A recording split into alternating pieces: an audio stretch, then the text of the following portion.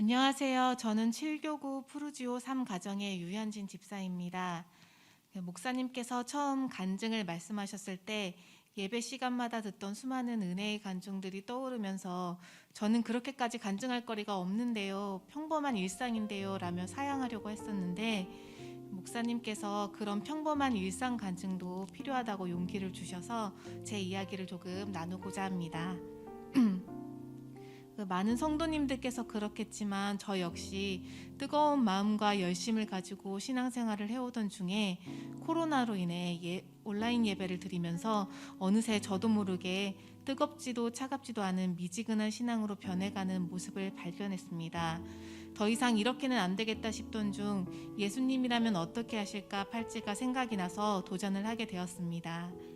사실 처음 팔찌를 받았을 때는 무수히 많이 도전했었지만 5살 고집쟁이 딸을 키우며 순간순간 제 뜻대로 되지 않아서 아이를 나무라는 모습들을 발견하고 여러 번 실패를 거듭하면서 너무 화가 난 어떤 날은 팔찌를 집어 던지기도 하였습니다.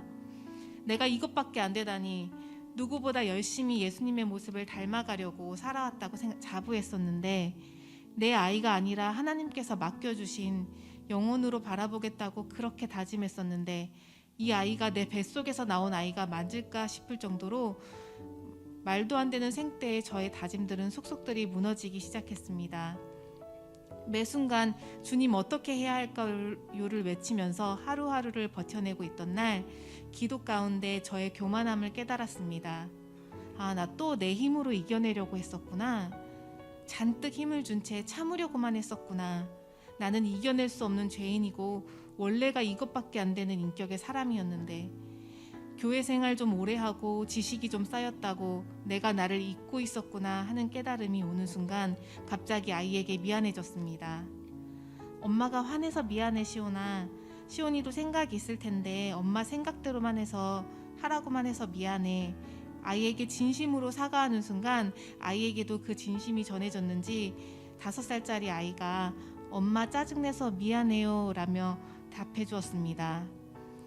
그렇게 아이와의 관계가 하루아침에 아름답게 완전히 변하지는 않았지만 여전히 부글부글 자아가 끓어오를 때도 있고 너무 버릇없음에 도저히 어찌해야 할지 예수님만을 부르며 또 눈앞이 캄캄해서 살아갈 때도 있었지만 그렇게 일상은 흘러갔고 어느 날은 3년간 교제를 해오던 동네 언니가 아는 아기 엄마를 소개시켜준다고 해서 그 자리에 나갔는데 그 언니가 저를 소개시켜주면서 하는 말이 얘 교회 다니는 애치고는 좀 착해. 기독교인 같지가 않아. 이런 애 본 적이 없어. 그래서 소개시켜주는 거야. 그렇게 말하는 걸 듣는데 내심 너무나 깜짝 놀라서 말문이 살짝 막혔지만 저는 웃으면서 교회 다니는 착한 애입니다 하고서 집에 돌아와서 가슴을 치며 탄식할 수밖에 없었습니다. 교회 다녀서 착해, 예수 믿어서 착하고 좋은 사람이야가 상식이 아니라 이제 세상 사람들에게는 교회 다니는 앤데 이상하게 착해, 예수 믿는데 이상하게 양심적이야, 이게 상식이 된 시대가 정말 통탄을 금치 못했습니다. 얼마나 기독교인에 대해 뿌리 깊은 편견들이 주변에 질비해져 있는지, 주변 사람들이 우리를 어떻게 바라보고 있는지 새삼 느낄 수 있었던 계기였습니다. 그래서 믿는 우리들이 더 본이 되게 살아야 하는구나. 내가 사는 곳, 내가 처한 환경이 사역지였구나. 다른 사람들은 나를 그냥 유현진으로 보지 않고 기독교 자체로 보고 있구나. 더욱 주님을 의지할 수밖에 없고 더욱 예수님의 성품을 쫓아가는 삶을 살아내고 일상 자체가 예배가 되어야 하는구나 하고 깨달았습니다. 21일 챌린지를 성공한 후에도 저는 여전히 매일매일의 일상 가운데서 오직 그리스도 예수께 잡힌 바 된 그것을 잡으려고 달려가는 고군분투의 영적 싸움을 싸워나가고 있습니다.